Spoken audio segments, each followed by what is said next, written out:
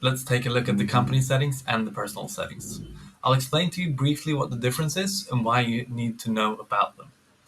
Let me first show you a different way of accessing the settings that is a bit less complicated and a bit easier to manage. So start by just entering any contact card that you'd like, and then we'll find Swayle on the right hand side menu, and then you can just click directly on settings here. As you can see, we start by entering the personal settings, and then we have the company settings. So what happens is that when Swayle starts generating, we do it based on the company settings unless that specific contact has a contact owner. So the company settings are used as a fallback. If a specific contact doesn't have a contact owner, we will use these settings as the general settings for generations. So here you can choose which language you like the company to use as a whole. You can select the tone of voice used in the sequences, and you can select the general sequence template that is used in your organization. Next, we can go to personal settings.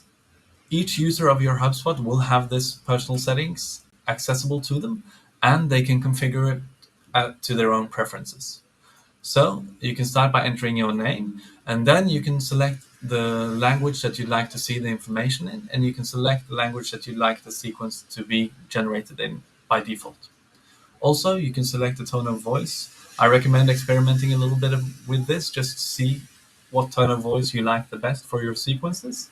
And then finally, you can select what kind of template we use by default for you.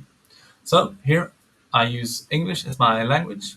Both the company information and the sequences will be available in that language. I use a neutral tone of voice, and I use a pure email sequence. So when I add a contact and the contact is assigned to me, these are the settings that the sequences will be generated with.